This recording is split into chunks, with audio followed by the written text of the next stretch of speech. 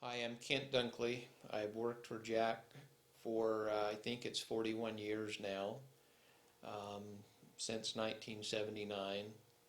Been with him through ups and downs and good times, and I admire the man. He is a saint. He is a leader. He's one that has compassion for people, um, and knows his employees and his realtors and their families and what they're going through. He knows all of them, spouses' names, children's names. He's genuinely concerned for the individuals that he has and that he has had and that he meets even off the street. So I'm here to talk about Jack Nixon. I've known Jack personally and worked for him since May of 1979. Jack is an awesome individual. I have seen Jack go through ups and downs in the economy, some that have been very painful to him. In fact, most have been painful to him and to other investors and other people that have been in real estate.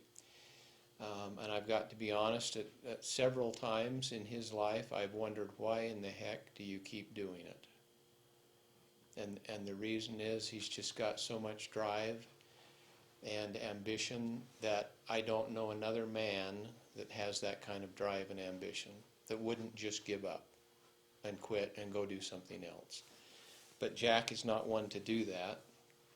I learned very early on that you never say no to Jack, and this is where the plaque comes in. He's had this in his desk for a lot of years. And the plaque says, "Men who say it cannot be done should not interrupt those doing it." Two things that Jack, you don't say to Jack. One is no. The second one is can't do it, or it cannot be done. He'll find a way to do it. So I admire that about Jack, or anyone at any age, but especially Jack, and over the years, how this has been kind of his motto. And he has taught a lot of us about that. Can you show us the plaque? Yes. Yeah.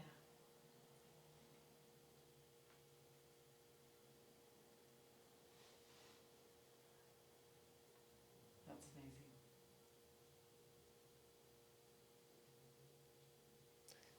So we learn when we're in his office, and he likes to have us in his office and talk about people. He gets to know people extremely well, which is another thing I'd like to talk about. But you're having a discussion with Jack in his office, and he starts telling you something that you know is going to be extremely difficult or impossible to do, and then you look over at his credenza and you see this plaque, and it's kind of the end of the discussion. You know that you need to figure out a way to get things done. So that's probably the first thing that comes to mind with Jack. Another thing that comes to mind is with the time I've been with him, we've been in several different interviews with agents that want to come or employees that want to come and work for the company. And in today's day, there are certain questions and things that you don't talk about. One of those being religion. That doesn't matter to Jack. He'll talk freely and openly with anyone about religion and his beliefs, whether it's legal or not. You know where he stands with his relationship with his Heavenly Father, and he will spell that out freely. And that's been interesting to see other people react to that. But it's okay with him. He's going to say what he believes and what he thinks. Another thing that impresses me with Jack over the time is he loves to take certain individuals. Sometimes they're hitchhikers. I don't know if anyone else has mentioned hitchhikers. It used to be a real comedy to hear Charlotte talk about Jack stopping to get hitchhikers with her. She didn't like it. She was against it. But it was fascinating to him to pick up someone that he'd never met before, a hitchhiker, bring them into his car, sometimes take them to his home so that Charlotte could feed them, and he would find out everything about the individual. And sometimes he would end up giving them employment for a while so that they could get some money before moving on to another state. One of the most recent, this maybe been 5 years ago, he found an individual somewhere in Idaho, I believe, on the interstate with a lawnmower, a riding lawnmower, and he brought this individual to Logan, put him up in an apartment, gave him some employment, and if I remember right, the individual was headed to Florida, driving the lawnmower. I don't know where he ended up, but Jack brought him in, put his arm around him, gave him food, money, and took care of him. And Jack has done that multiple times for hitchhikers. He just kind of, some of us, most of us, me anyway, would be afraid of doing the things that he does, but it's no big deal to him. And I remember Charlotte would just say, Jack, if you remember her voice, she would just, not in a soft way, but in her way, she would say, Jack, you're crazy, basically. Don't do that anymore. And he kind of got a kick out of that, and so he would do it again. So anyway, that's another thing about Jack. Another thing that Jack teaches us in the real estate profession is that we should get to know our clients and contacts and customers.